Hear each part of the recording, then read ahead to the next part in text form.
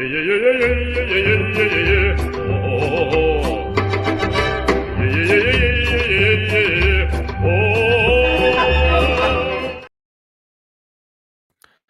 is up, everybody? How are y'all today? Welcome to another edition of In the Blender with your host, Shake Money, as always.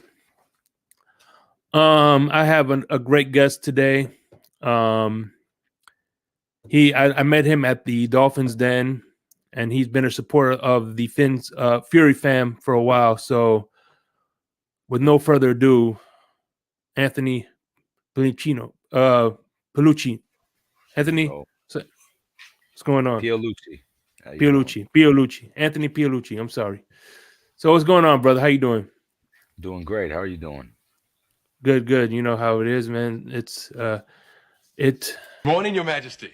It is another beautiful day in Zamunda. I hear that. It is another beautiful day in Zamunda, man. So how are you today, man? Everything Doing good? Everything's good. Can't complain. You know, the day's over, so yeah. It was a great day. Yeah, man. By the way, I know it was last minute, but I appreciate you coming up. You said you do landscaping, correct? I do. I have a landscape business called Lucci's Landscapes. Jenna grabbed one of my shirts for me so I can show the Miami Dolphins how I represent. I made sure when I had the business, I had to implement the Miami Dolphins in there. I What's can't up, say Scott I'm Jackson?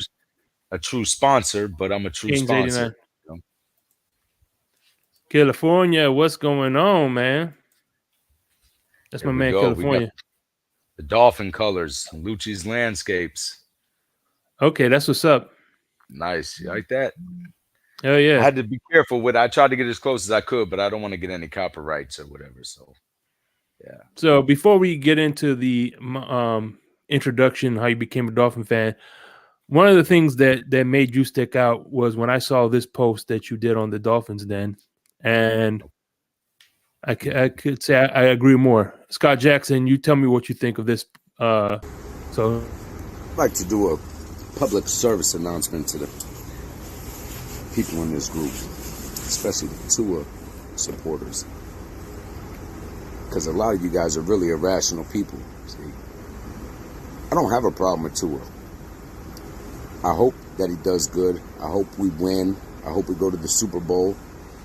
All that, any Dolphins fan would really like to see. I'm a realist. What I've noticed about you guys that support Tua is if anybody makes a comment about Tua and they give specifics about why they don't like him or why they don't believe he's the answer, his supporters automatically attack that person's character. Oh, you're a fake fan. I was just fucking fake fan. This is the funniest thing, the fake fan.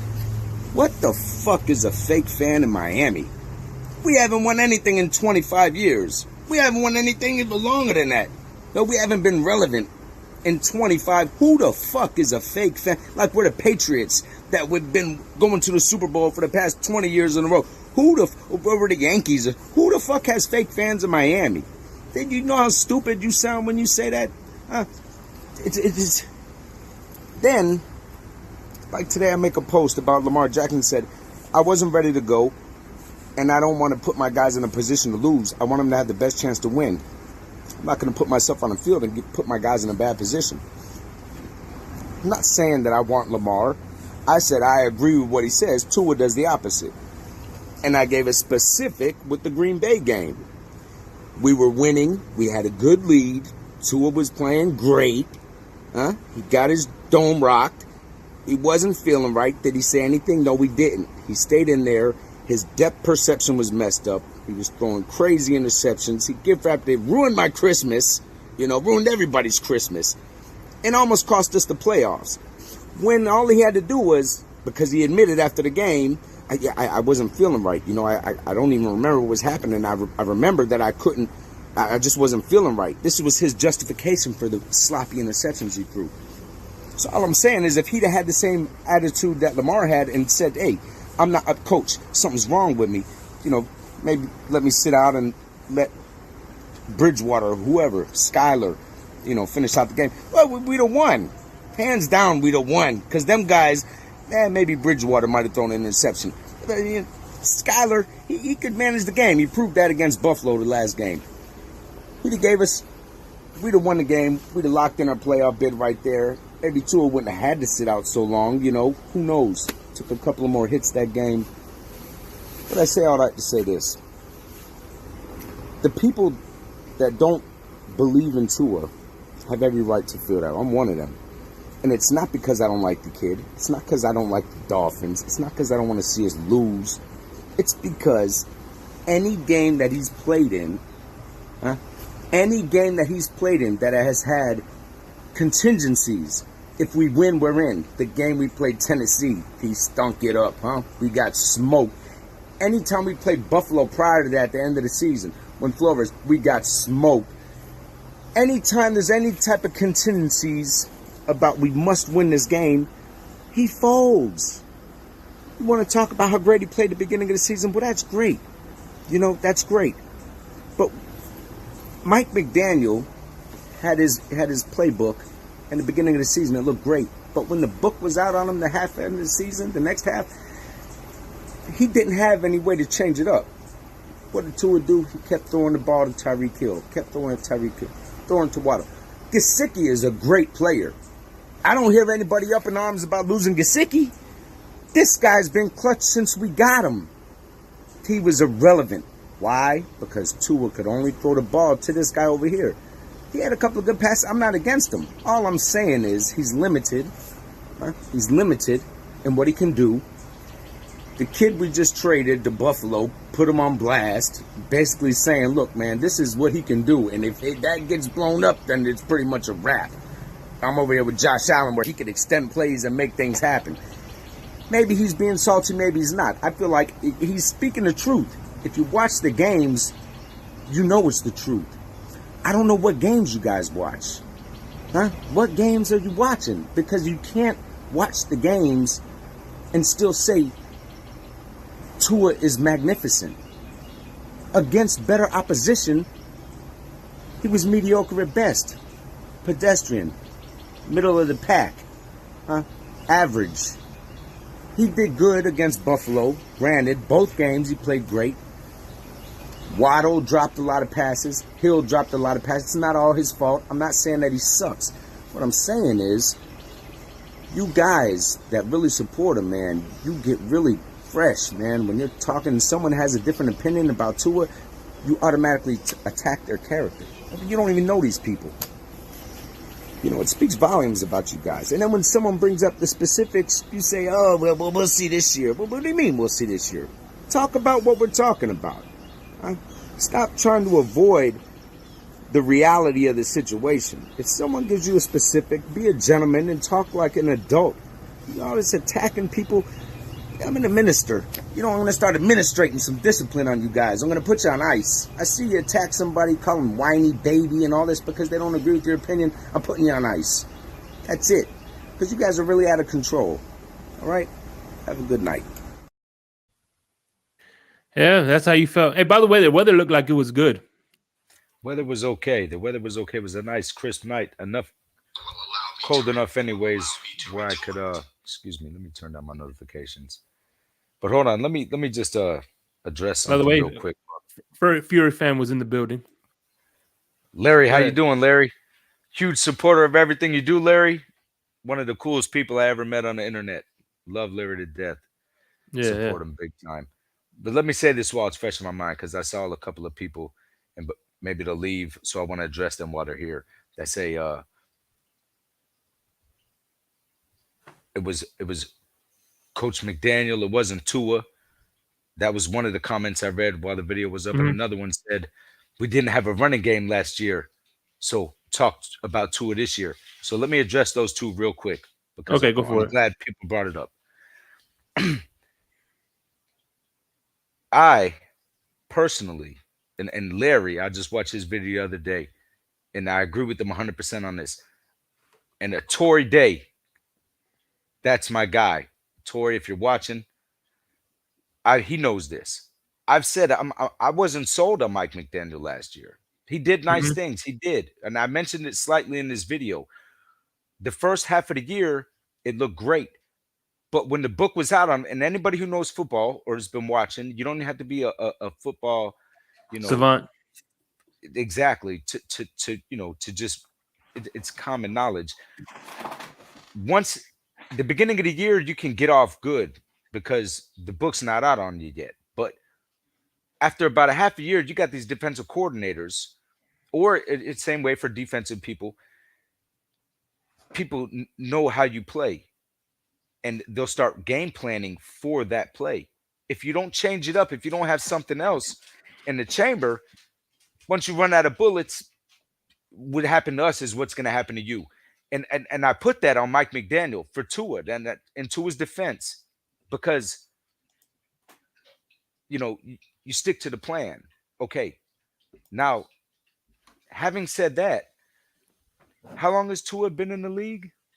3 years. This is his 4th year. This is his 4th year coming up. So 3 years he's had elite talent. And this is specifically for people who are super heavy on Tua, which is, if you want to be like that, no problem. Yeah, I feel you. They call him elite. They say he's elite. They bring the stats. Look, he's number 1 in this, that. Okay. You look at guys like, even though I'm not a Aaron Rodgers or a Brady or people that are elite, when plays break down, Big Ben, just a few examples. After they had been in the league for 3 years, they get up to that line and a play breaks down, they make something happen. That's what makes you a great quarterback. You can't just be a stick to the book guy. You can win like that. Baltimore did it in 2000 with what's his name, Trent Dilfer. You can win like that, but you have to be able to, when plays break down, make something happen, or it's do an audible at the line, whatever the case may be. So you can't put it all on Mike McDaniel. If you want to call him elite, then you can't put it on Mike McDaniel. This isn't his rookie year. This isn't his sophomore year. This guy's been in the league 3 years. This is the 3rd year. Normally is when you decide whether or not to move in another direction. So let's get that out of the way. He panicked. He made bad decisions. And for the guy that said we didn't have a running game, Mike McDaniel just came out and said, I apologize for the running backs because it's on me. My game planning and the running plays I didn't call. He failed. When Mostert, if you watch the games, when Mostert touched the ball, Mostert was putting in work. That one game against Buffalo, this guy had 100 yards in the first quarter. 100 yards in the first, and they abandoned the run. If you watch the game, you saw that. So it was McDaniel's game planning that took away from the run. It wasn't our running backs. I like Jeff Wilson. The guy runs hard. But I like the way Mostert ran. He ran good. But we didn't stick to the run game. It seemed like McDaniel's whole thing was to make sure Hill got the ball as much as he could and to showcase Tua's talent. Did it have an effect, or the desired effect anyway? Sure. In the beginning of the season, Tua looked, admittedly, to me too, the comeback against Baltimore, he looked great. He didn't panic down a lot. He showcased his arm. He had some nice deep passes. I feel like he just wanted to kill the deep pass questions everybody had. Like he wanted to build to his confidence. And he had a run. Running backs weren't the problem to me. I it was more Mike McDaniel. So did you have that? Yeah, and here's the thing. Look, I support Tua. I'm not a staunch supporter like most people, but I admit, like everybody, I'm a flow apologist, whatever. But then whatever the fuck that means. Anyway, the thing about, I think that what collapsed is I think he put a little too much trust into Mike McDaniel's play calling. And I think he said, well, it's been working all year. So, what I think like you said, I hope next year, two things I want to see. I want to see him audible, and I want to see him spread the ball more. I I remember in 2021. This is something I said, and I'm gonna stick to my guns. I think that he played better in 2021 than he did in 2022 for 3 reasons. He has better statistics in 2022, but he played better because three reasons. Number one, I think he played better under chaos. When things was collapsing, he was looking around. He looked like he was playing with urgency. You know what I'm saying? 2, he spread the ball around. He got think about this. What's his name? The Darren Smythe had 400 yards receiving yards. Matt Collins was had a bunch of yards. You know what I'm saying? The distribution, whatever. And the fourth one, and the third reason I say he played better in 2021 was when he threw an interception. That next drive, he ran it down your throat and scored a touchdown. Right. Which is something he did in Alabama. You know, he threw the pick and he told Saban, "Don't worry about it." And you know, he's famous for that.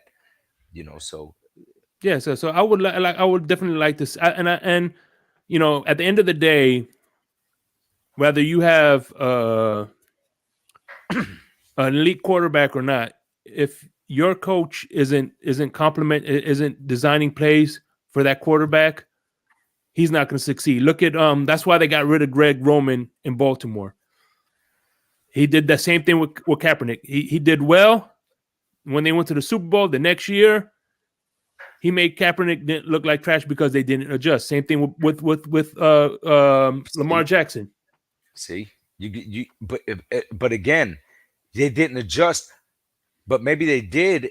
And to me, Kaepernick had a certain set of skills. Yeah. And there's no adjusting past that. And once those great defensive minds figured out his gig, then he couldn't. And that's what separates elite from okay. Yeah. Because, you know, there's a bunch of guys that come in the league that look great. RG3 did. And, you know, he looked phenomenal. Yeah, he got hurt, whatever. But once the book was out on him, what happened? He looked pedestrian, you know.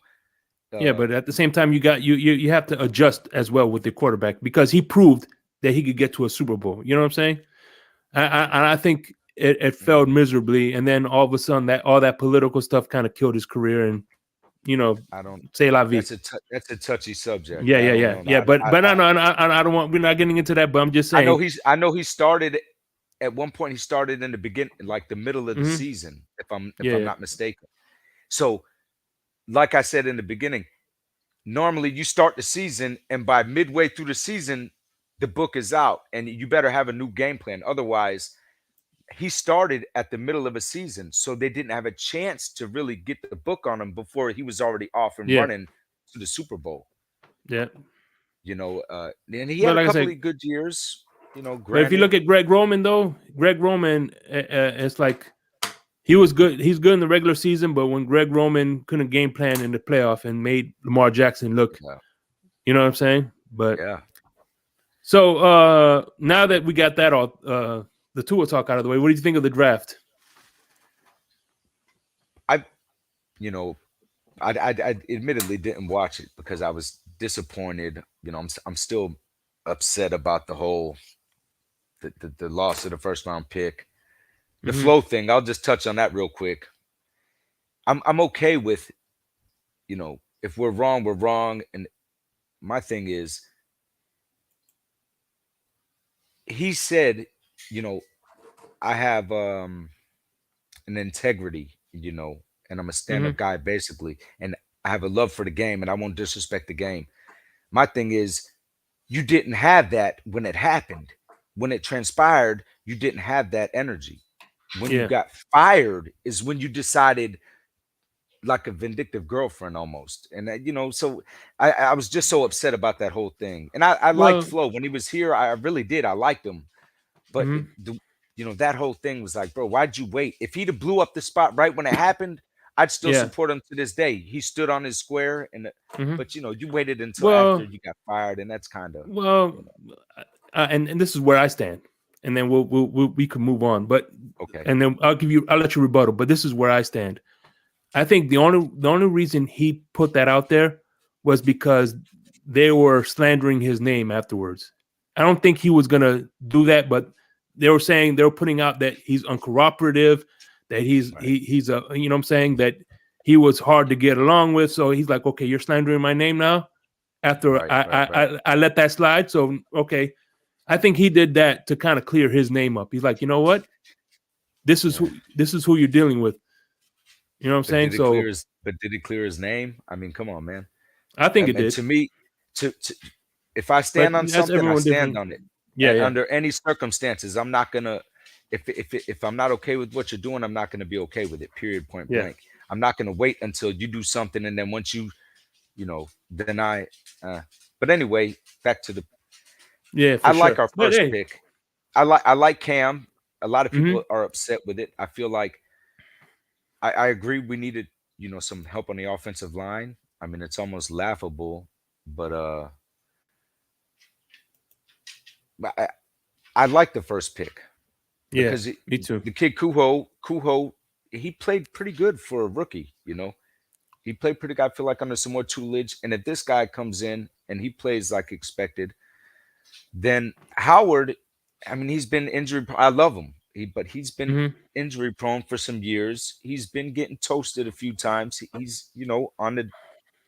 So you got a replacement over here, and then Ramsey's getting old too. I mean, Ramsey's been in the league for some years. I'm not saying he's washed or anything, but how much longer does he really have? And then we got two guys on a rookie deal, and our secondary was decimated last year, and that had a lot to do. We got hurt because of that, So I take the best player on the board. I mean, what are you going to do? That, by the way, go ahead. I was going to say this Dolphins secondary reminds me of the Heat back in 2006 when we won the first championship. They're like Alonzo Mourning and Gary Payton. They were good teams, but they were all kind of over the hill. Well, we're on that. But Dwayne Wade saved a lot of people's careers, man, because that whole 06 team had one foot in a grave. Antoine Walker, Gary Payton, Jason Williams, Zoe. The list goes on. These were old people. These guys were old. They were all Hall of Fame players at one point, but they were old. But anyways, so I agree with that. Go ahead. Go ahead. I just want to give a quick shout out to Bleezy. He's going to be on here. Bleezy 38. Check out Bleezy. He has it's called put the chat. Put your Bleezy, if you're still in the building, put your YouTube channel. He also does, if you look up Bleezy 38, this guy, if you he puts good outdoor videos, barbecue videos. Bleezy 38 is a good dude. He's also an Ole Miss fan, so he's over in the West Coast as me as well. Of course, we shout out to Larry and my homie Iceman. He's going to be another guest as well. He has his own show. It's called Iceman. He does kind of Dolphins content as well. This one thing I like about this community is growing slowly but surely. But so you guys put your stuff up in the chat, Bleezy and Iceman, and I'll be sure to subscribe to you guys, man. Absolutely. Support anybody that supports my guys Shake and Larry. 100%. That's what's up. So I know I kind of like the draft. We were, as a matter of fact, Finzaholic, back with Batman. We did a show at a wine bar in North Miami, a draft party. I was one of the co-hosts. I got to interview Savon Ahmed. Nice. And we were there for the 2 picks, and I tell you what, I loved it. I think that of course everybody was stunned because we got the cornerback, like I said, but we needed offensive line. But I've always said, I said it before the draft, they're not going to get an offensive line because they already said they're standing behind Austin Jackson and Liam Eichenberg, whether you like it or not. What are you going to do? And this guy was projected to go in the first round, and we picked fairly late in the second round, if I'm not mistaken. So, I mean, I feel like that's a steal. And he played in the SEC, and the kid was a baller. I mean, if you get an opportunity like that, take it. As far as I'm concerned, I don't feel like running back was a Mostert. From what I watched, Mostert was he did good, man, really good. Anytime he touched the ball, they didn't give him the ball. that hurt too. It's to me that hurt Tua too. Because they just wanted to pass. They should have ran the ball more. I don't know. I don't. For the life of me, I don't know what Mike McDaniel was thinking. We'll see, man. Hopefully, big good things are coming this year. Another thing that before we get to how you became a Dolphin fan, the Jackson State linebacker. That's the one I'm most intrigued by. Okay. He's a good coverage guy. He was coached by Deion Sanders, which, by the way, listen, I know you're a Canes fan, and I'm a Florida fan, but we hate FSU just as much. But at the end of the day, there's three, in my opinion, landmark coaches. Coach Walt Frazier, he coached for Carroll City. Coach of Shula, of course, and then Bobby Bowden. Bobby Bowden, to me, is a staple in coach in Florida.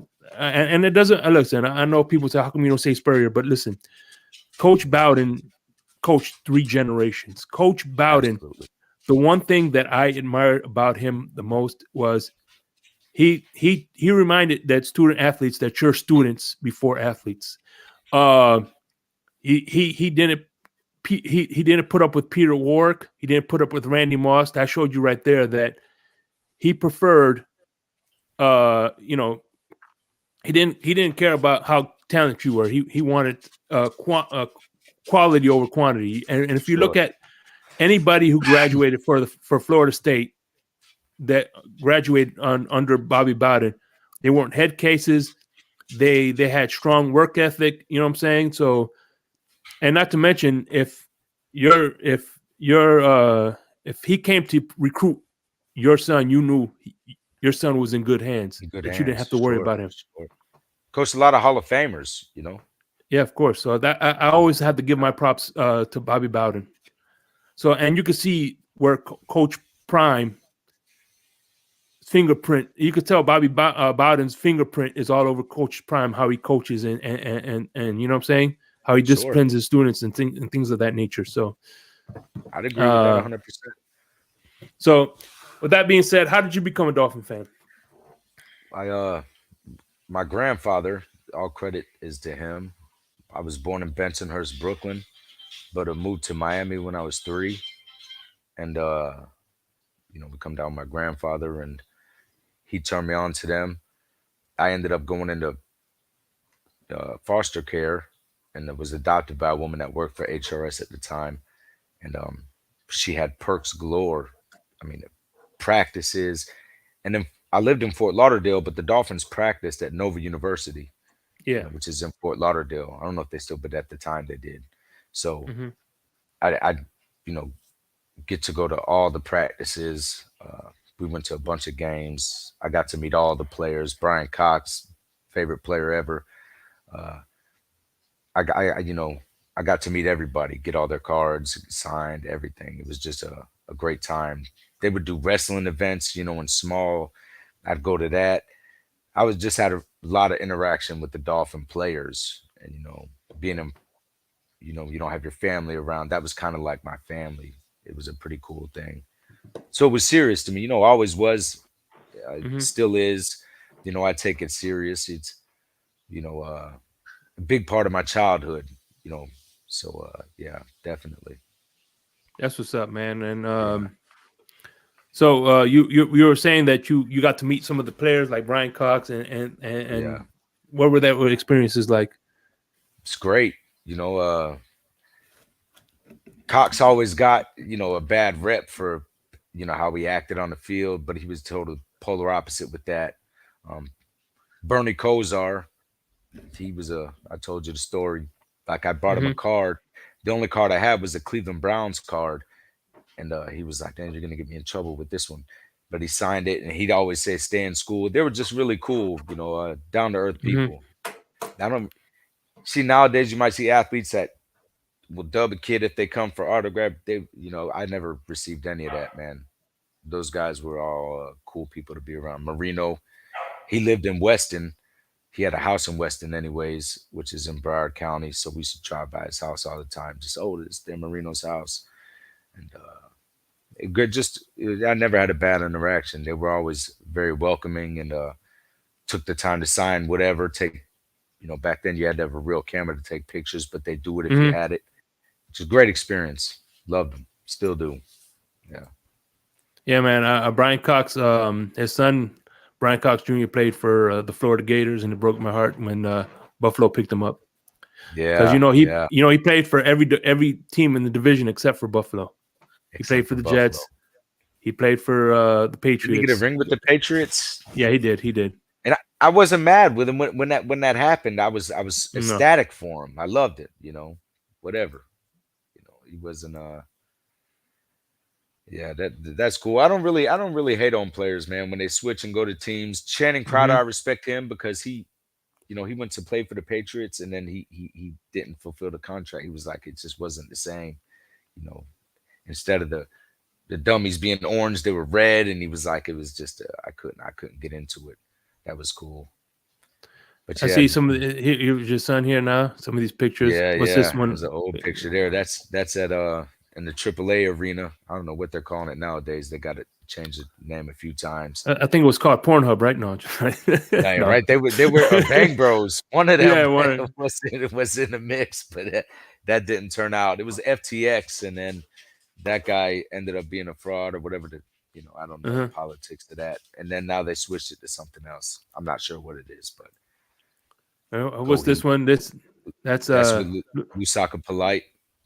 Yeah, that's my guy there. Let me tell you a cool story about that picture. So okay. we had the field tickets in the touchdown club, and to get into those, that's the seat right behind the end zone. To get into those seats, you got to come through the players' tunnel. And so when I'm coming back in, because the concessions for us, like it's free popcorn, free drinks, free everything. You just paid for liquor, that's it, or beer. And coming out, he was standing there, and I looked at him, and I'm like, dang. And you see them so much with their helmet on, you barely get, especially a guy like Soccer Polite, you don't really get to. So I was like, but I knew I saw him and I couldn't think. I was like, man. And he's like, Lusaka Polite. And I got so happy. I was like, oh my God. He wasn't playing at the time. And I was like, man, you're awesome, bro. I can't believe that we let you go. And he's like, yeah, he was a real cool about it. He was like, it's all about production in the league. And I was like, bro, you were like 18 for 2 for first downs. Your production was there. And he was like, damn, thanks. So I was like, can we take a picture? And he was like, yeah, come on. So I ran to get my camera because I brought a real camera for the occasion. This was close to the game starting. And there was this old lady doing security. And she was like, nah, you can't come here. The game's about to start. You got to sit down. And I was like, man, so disappointed, And so I went back because I had my son. I said, come on, we're going to get a picture with Lusaka Polite. And he's looking at me I couldn't get to him because she blocked me. And he threw his hands up. He's like, what are you? I was like, man, the lady won't let me come. And he was like, pfft. And he went and told the lady, watch out. And said, come on. And he took the picture. And that was cool, man, because if he wouldn't have, he was looking for me to come take. Yeah, I wouldn't have got the picture. And he was, really adamant, like, yeah, watch out, lady. And took the picture. So that was nice, Yeah, but he was awesome. And that's been my whole life. That's what I was saying earlier. When I met the players as a kid, guys were like that. We never had any. I've never witnessed any stuck-up players, that, I don't have time or, too good. And Kaepernick, you mentioned Kaepernick. I've seen him a couple times. He'd be walking, and I saw one fan tried to grab him, and he jerked his hand and looked back at him. I get it. Maybe you don't want to be touched all the time, but some of these people, it's huge to them to get to meet you. They support you so much. And for you to do something like that, especially to a kid could kind of be, but the Dolphins, I've never had that with a player, man. They're awesome. Yeah. All right, here we go. We got this picture right here. Yeah, that's my cousin who watched this was last year, right? That was last year. Giovanni, God bless him. That's my favorite cousin ever right there. Yeah. Yeah, man. Great times. That was a good game. It sucked we lost. And Teddy, I supported Teddy so because he's a home guy. I supported Miami Northwestern. He played good that year, though. I mean, not that year, that game. He played pretty good. He had 300-something yards, but he had some interceptions. And he'd get Gesicki involved. I hate we lost Gesicki, man. I liked him. For sure, man. But how would you compare the old stadium to? Did you like the new stadium, the canopy and whatnot? Yeah. Obviously we sat where it's shade, and I can't lie and say that when I was younger, I'm 42 now. You don't want to. I work in the sun. You don't want to sit in the sun and bake in the sun. You can have. I don't mind it. I can stand the heat. I'm acclimated to it. But if Yeah, you me have an too. option, you'd like to be in the shade, obviously. And it was nice to sit in the shade. And I think it's Well, cool that we fry the other players and then we're lamping in the shade. It's a beautiful thing. well, It was a great design.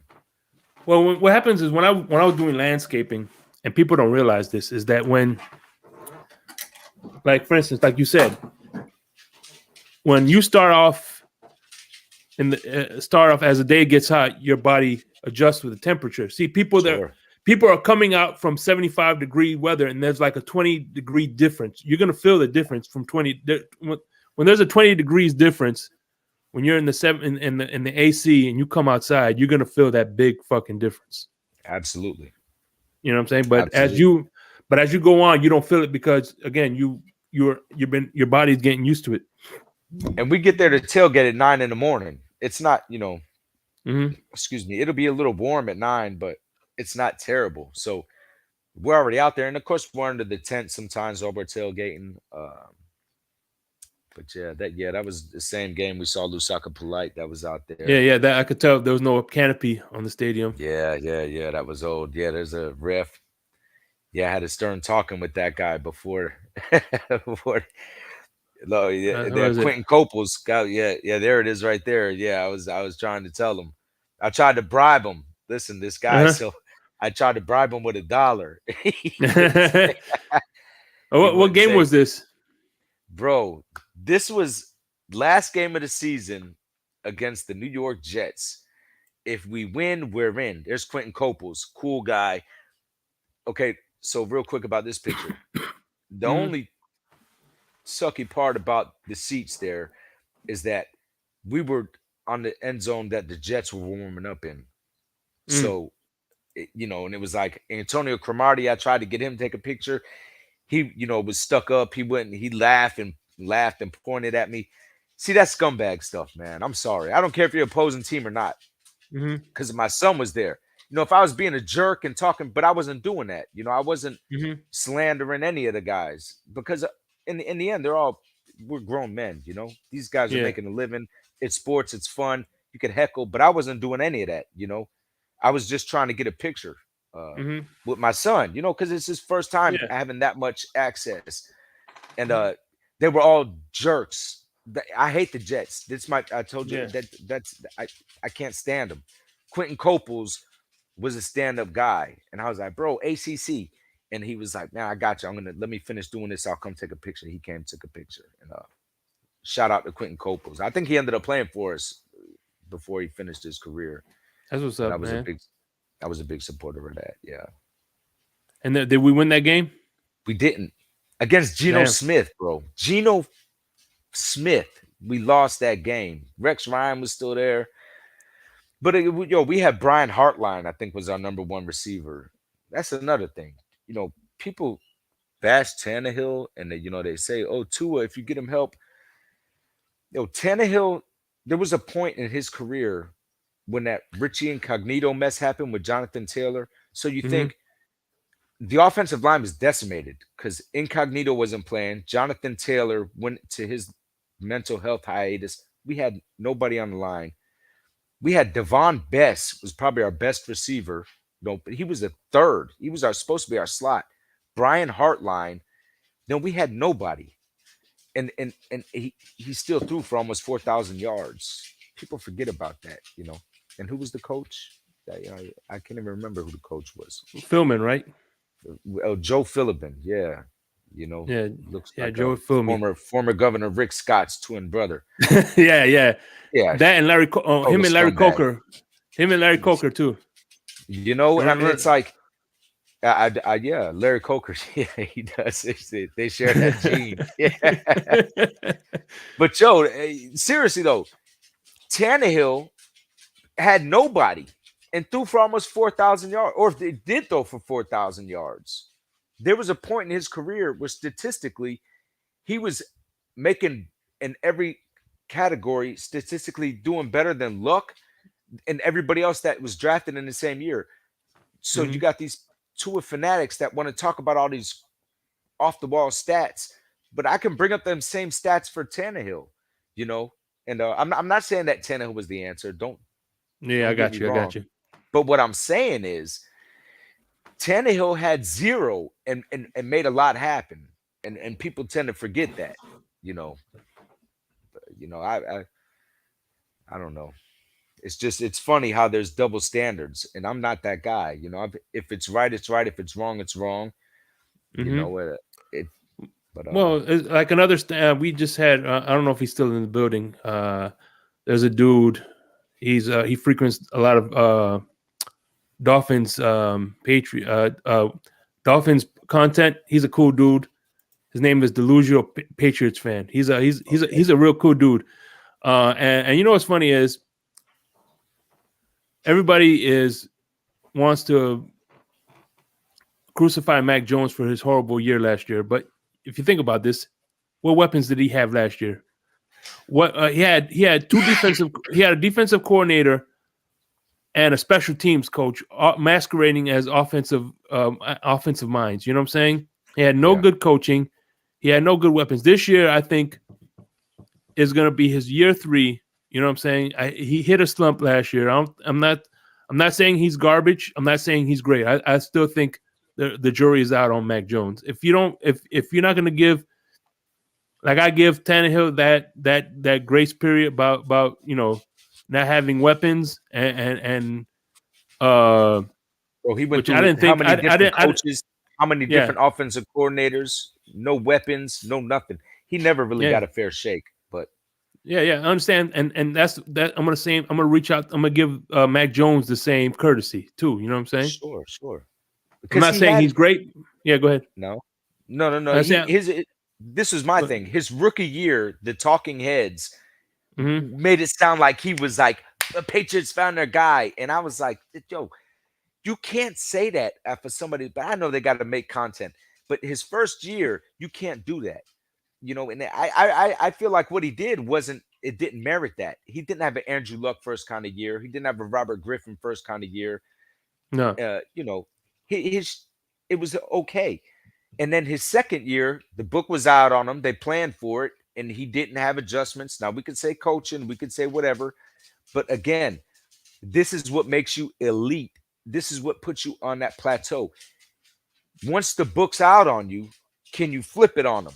Okay, now I see they figured this out. You know, chess. You're thinking it's checkers they're playing, not chess. You have to be able to have a few moves ahead. This is like I agree with you. We'll give him this year to see really what's happening with him. You know, everybody can't do it. Kaepernick, his third year, couldn't do it. He looked great before that. Griffin, he had injuries, but he couldn't. There's a lot of players that look phenomenal their first 1 or 2 years, but after, you know, and for me, Tua, I mean, he looked good in the beginning of this year, and I hope he does good, man. There's some stuff he really does excellent, and I believe if we ran the ball more, it would take some of the pressure off him, and he wouldn't feel. They just I feel like they put too much on him to try to prove him instead of, you know. I don't know. He reminds me of the what's that? It's just like, for instance, when you see a skateboarder, right? He's skateboarding, he's skating along, and he sees 2 hot girls come up, and he tries to do tricks to show off for the whatever, and then that's when the accidents happen. You know what I'm saying? And I think last year Tua was trying to do too much to prove his doubters. Who gives a flying flip about the doubters, bro? Play your game. Let the doubters talk, because at the end of the day, one thing I always say is trying to stop people from talking trash is like trying to cover the sun with your thumb. Right. It's not going to happen. No. Yeah. The only way to do it is to, you know, in the sports world is to win, you know, and do your thing. And even then, people are still going to hate on you. Yeah. And that comes to business. And people look people. hate LeBron James, whatever his people hate Michael Jordan. People hated the Ali. Patriots. Yeah, Ali. Yeah. Yeah. So it's a sports thing. Yeah, you can't please everybody. 100%. Yo, I'm with Tua. I hope he does great, man. I really do. I support him. I'm just that hopefully it's McDaniel has a lot to do with it. I'm not 100%. Larry said this on his draft. If anybody watching hasn't watched Larry's review of the draft, go watch that. It's awesome. 5 minutes. It won't take up much of your time. Great. But he mentioned it, that he's not sold on McDaniel. Then people get mad if you say that. If you say he's been here 1 year, and if you say, maybe I'm not quite sold on McDaniel, that people are like, oh, you're a fake fan. Oh, you don't support the team.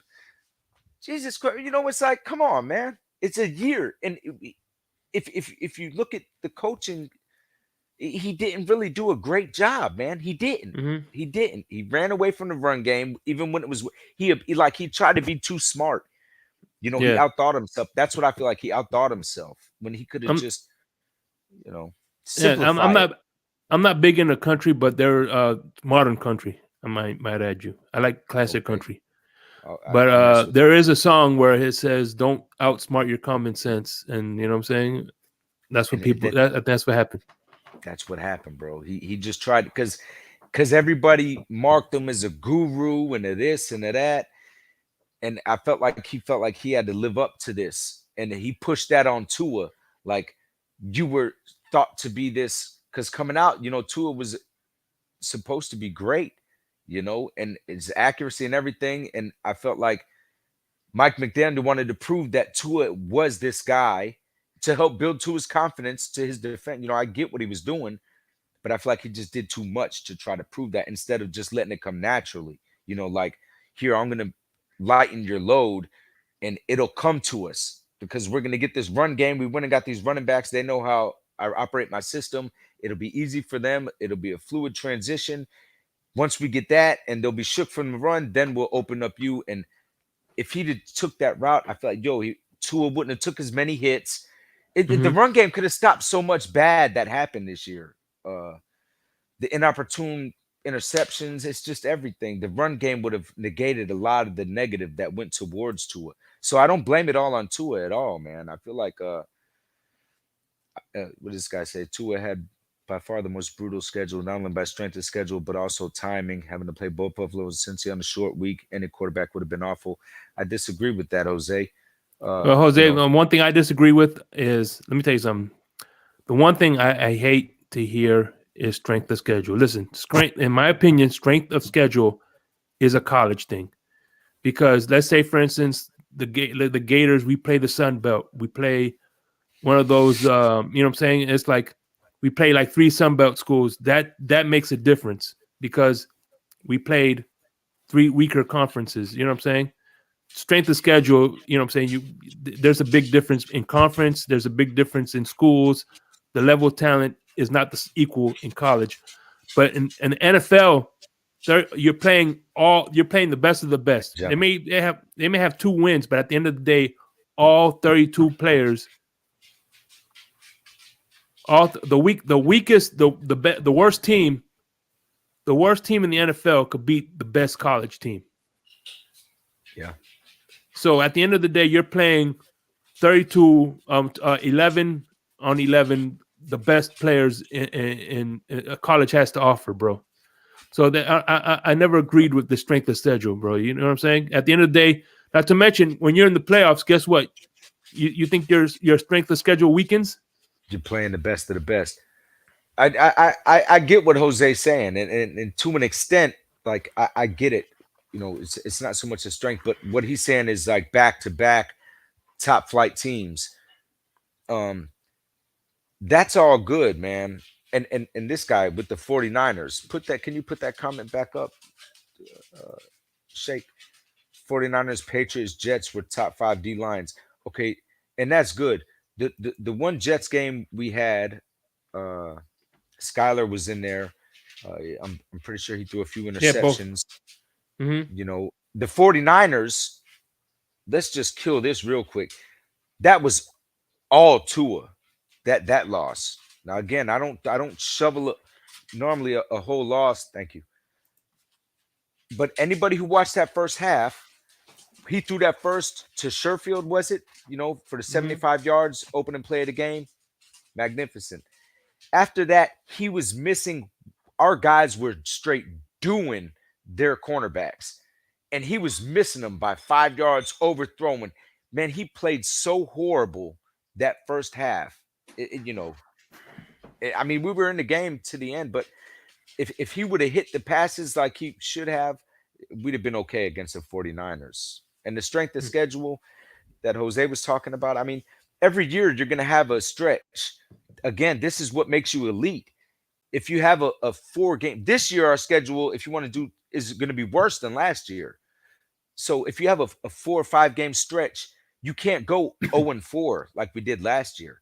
You have to at least, at least 2. I mean, 3 out of 4. Yeah. You can't use that as because like you said, in the playoffs, you're going to be playing all the teams, the best of the best.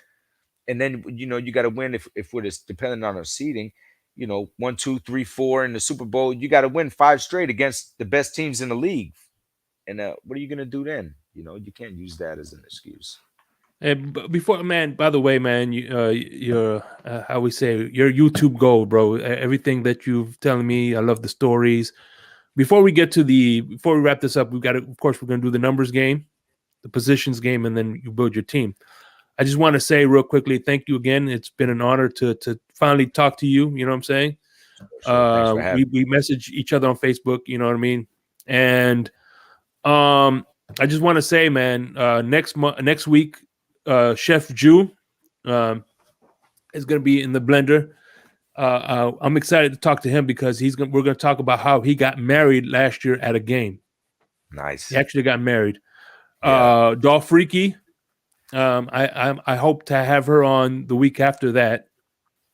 I have an interview lined up with Iceman from the Fin Zone. Also Bleezy 38 is in the books as well. And of course the Fins tailgate is going to be coming up, man.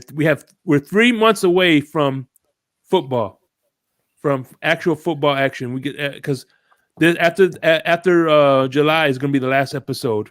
July, August, no more blender until after the Super Bowl. It's gonna go hiatus. So this is season 1 of In the Blender. Nice. So, with all that being said, man, I'm also just so you know, you're welcome, man. We're gonna be doing. I'm gonna be on Tuesdays on this channel. I'm gonna be doing a panel show like we always do.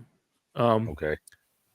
And Saturdays at noon, I do a panel show as well with Greg. So it's gonna be me, Greg, and then of course, as soon as the season hits, it's gonna be LG shaking the panel once again with Larry, myself, and Greg, where we do where we talk about everything, and then we open it up. So hopefully, now that you get to work the StreamYard out, we get to see you up here a little bit more often, bro. Yeah, I'd love to. That'd be awesome. Real quick before we start, if you're on Facebook and you're not part of Dolphins Den, the group Dolphins Den, you should go check that out. Salute to my guy Torg Day, best Dolphins group this side of Mississippi, both sides of Mississippi. It's awesome, man. Great people in there. I've met some awesome people in there, and I'm an admin. Check that out. Yeah, I'm an admin. So, as a matter of fact, not only do we post Larry posts his stuff on Dolphin Den, but the Fins Tailgate also posts their stuff on awesome. And not to mention we've had a couple of Facebook users. I don't know who they are. They don't say who they are. So, but at any rate, so it's time for the numbers game. If anybody in chat wants to give me a number, we'll do 5 numbers. Like I said, there's no right or wrong. Just, you know what I'm saying? Try to see how much I can remember the numbers. All right, 11. First Dolphin player that comes to your mind when you hear 11. I can't even give you one for 11. 11, huh? I can't think of one for 11, bud. All right, I'll give you a hint. That makes me think of a punter or something. All right, when you drive your car and then you park, he plays for the Patriots. Oh, Parker? Devontae Parker. Devontae Parker? Okay, yeah, that's it. And you know what? Shout out to Parker, man. Jim Jensen, Scott Jensen. Oh, yeah, see? Yeah, see, that's one of the greatest. All right, how about this one right here, number 7? 7. Unfortunately, I think of who was that? Oh, no, let me think. What's the kid we got out of Michigan? Did he wear 7? Yeah. Chad Henne? Yeah, Chad Henne. Chad Henne. Yeah, I'll go with him. Hey, now, real quick, Chad Henne had one of the greatest performances on Monday Night Football against the New York Jets. Man, there was like 5 lead changes in the fourth quarter. That was super clutch. I was in a football pool, and I needed the Dolphins to win that Monday night game for a tiebreaker to win the football pool, and I won the football pool. Shout out Chad Henne. Yeah. Right, 21. 21. It's 29. I can't think of. I don't know. His wife got arrested at the stadium. Oh no, man! Not my guy, Miko Grimes. Is that who that is? Brent Grimes was number 21. Grimes or Miko. That's his wife, right? Miko Grimes. She's gorgeous. Shout out Miko Grimes. And she, all right, Scott Jackson. She's cool. Scott 26. Jackson, 26. I can't even think of 26. That's Lamar fucking Miller. hard. Was Lamar Miller 26? Yes. Holy shit! You got me. Yeah, that's the you. Yeah. And that's another guy. Hold on. That's another guy. Prime example, man. We didn't run the ball. And when we started running the ball, what happened? We thought we didn't have a running back. That guy was lights out. But yeah, Lamar Miller, man, he was awesome. And the last one. 9. I don't know. 36. I can't even think of 36. Is that Minor? Travis Minor? No, Travis Minor was 34. Yeah. Then he gave it to Ricky. And then Ricky was 34, yeah. I know Ricky. I love Ricky. My son got to meet Ricky Williams, get his autograph. The first jersey I ever bought, my son, was a Ricky Williams. The jersey's about this big. Then he met him when he was 5 years old. And your dude Polite wore 36. Oh, Polite. Yeah. How could I not think of that? Scott Jackson, good one there, bud. Yeah, all right, and last one, 9. I can't think of all right, he took after Dan Marino. Took after Dan Marino. He took this. Who was the quarterback? The first quarterback after Marino. Shit, Jay Fiedler, was it? Yeah, he wore number 9. No. What did it, Jay Fiedler? It's gonna fly away Fiedler because his ears. Mm-hmm. Yeah, Fiedler was a bomb. You know, Gus Frerotte. God bless him. We were down 21 points against the Bills. Gus Frerotte came in with Chris Chambers and ran it down in the fourth quarter. That was a great moment in Dolphins history. All right, let's do positions, and then we'll build the ultimate team. All right, first player that comes to mind when you think of the tight end. Brandon McMichael. Yeah. All right, when you think of defensive tackle. This sounds weird, right? Keith Tractor Trailer. That was my guy. You know, I know that sounds crazy, man, but he really plugged the hole. I don't know why, but that was my guy. Strong safety tackle, right? Strong safety. 44. I get strong safeties confused. I don't know who's who, what's what, but I was a big Rashard Jones fan. I don't know if he was. Yeah, he was a strong safety. Yeah, he was strong safety. Yeah. So I'll have to go with him. Fullback, tackling machine. Polite, obviously. Conrad was nice, but Polite's my guy, man. He'll always be one of my favorites. Super clutch. Shout out to my homeboy Cat for Life. He was at the draft party. I finally got to meet him in person. And by the way, one of the things about the draft party I forgot to say is the most. Not only did I get to interview Savon Ahmed, but I got to meet Cap for Life in person. I got to meet Batman finally in person. Andrevius. there's a Dade. There's a few people that's in the YouTube community that Dade you finally Wave? get to, huh? Dade Wave. Yeah. Dade. No, his name's Dade County WAP. Okay, yeah. WOP. Okay. But yeah, they're all good dudes, man. And Vaughn 954, they were there.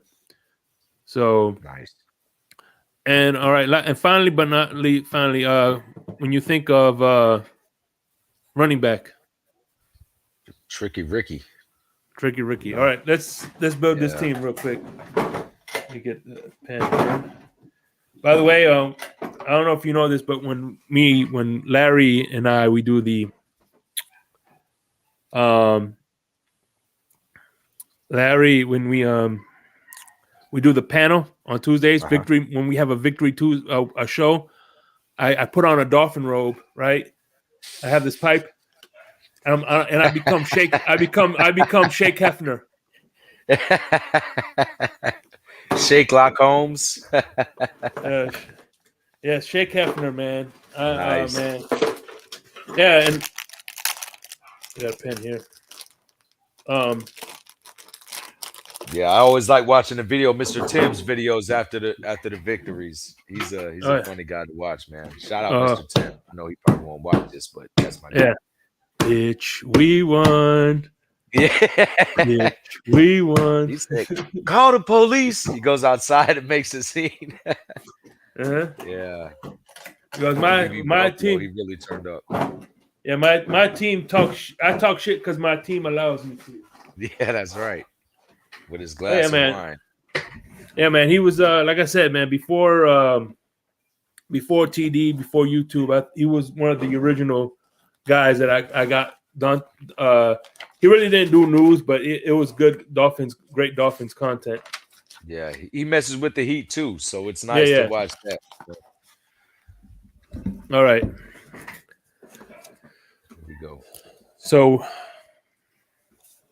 you said you wanted Cleo Lemons as your quarterback? My guy should have stuck to acting. Cleo Lemon. I know he was in theater in college. That's like John Beck. You might as well put him. I used to call him "What the heck Beck." We'll just pick this guy. What the heck? We've had it rough. The Dolphins fans, man, we've had it rough with the draft. People hate on Chris Greer, but he's picked some. There's some guys he's picked recently, man, that look like they're going to end up being really good players in the league for a long time, man.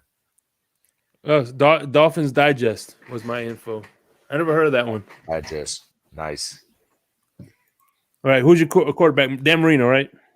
Dolphins Digest is a magazine that comes out when the season's on. It comes out in the off season, but only a couple. Anyway, quarterback is Marino. We got to go Marino. Running back, Ricky. We doing two or just one running back? What formation you want? I don't even know. What's a popular one people pick so I can just stay in that?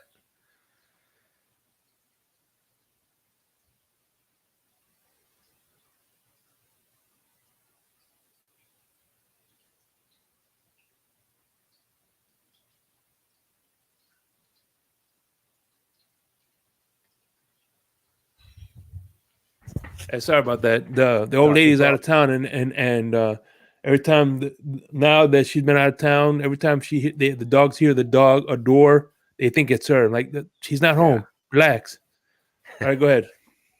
So what kind of formation you want to run? I don't know. What's the popular one people pick? So that way, we can do two. Oh, you said you wanted to do a fullback, so we could do I formation where we could do two running back, fullback, which is Polite. We'll do the you got to put Polite in there. That's my guy.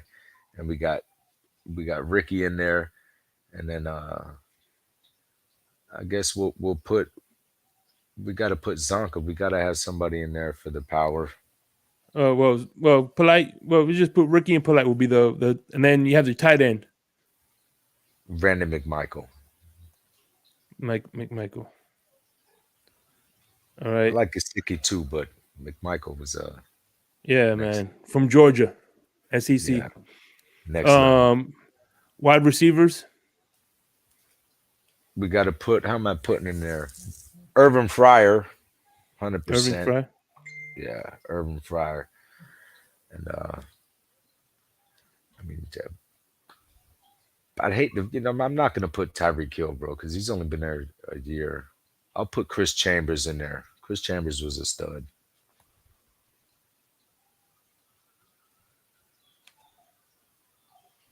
Give me a second. Sorry.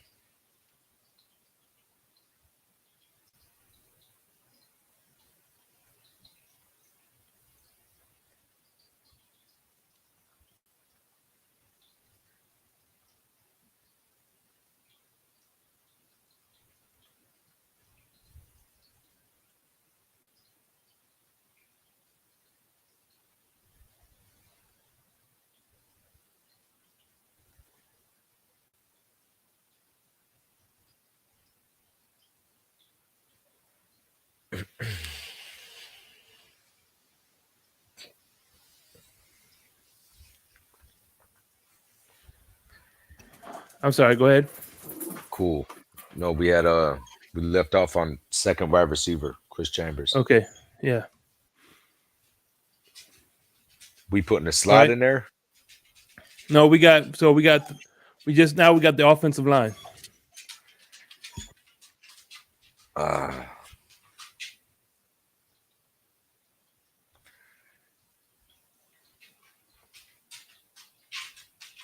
Who's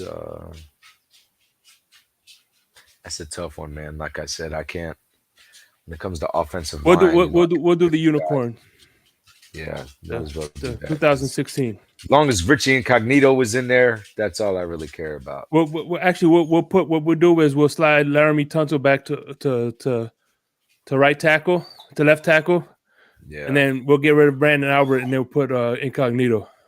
Okay, that sounds good. And Okay, Brandon Albert, defensive line. we gave him all that money, and he never really. Who's that? Brandon Albert? Yeah.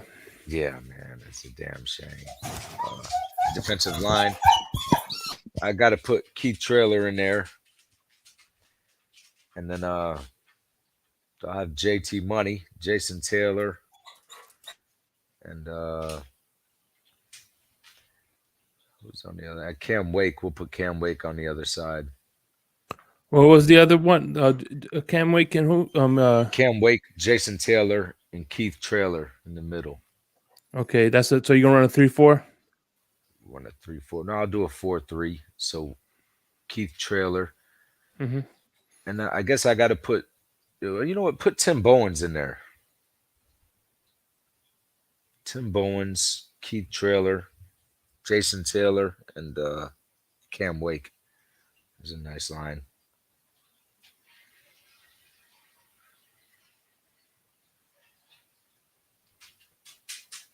And then linebackers, we'll do obviously Zach, middle linebacker.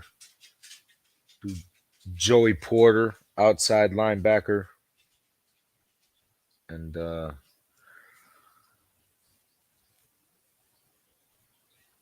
having a hard time thinking of another.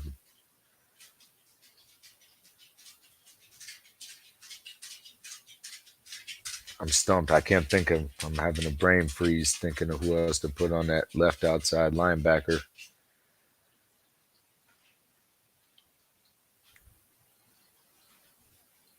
How about Brian Cox? Yeah, duh, Brian Cox, yeah. Gotta have my guy. Sam Madison's got to be a cornerback in there. You know, I'm just gonna do Madison and Surtain because those were our best guys, man. Respect to Howard, but these guys did it for a long time back there. And I'm putting Javon Holland. What is his? Is Holland free safety, strong safety? What is he? Yeah, he's a free safety. He's a free safety, right? So I'll use him and Rashard Jones, strong safety.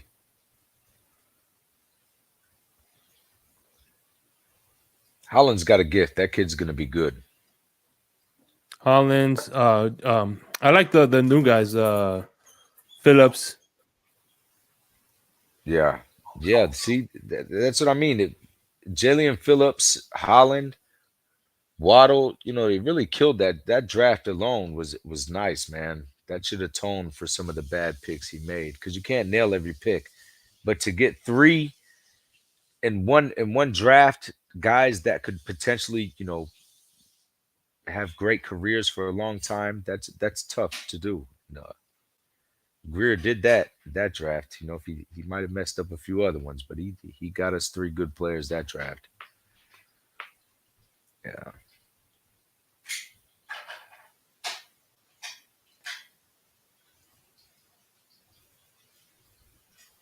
Got a dog whimpering all over the place. He's not right. He's ready for mama to come home.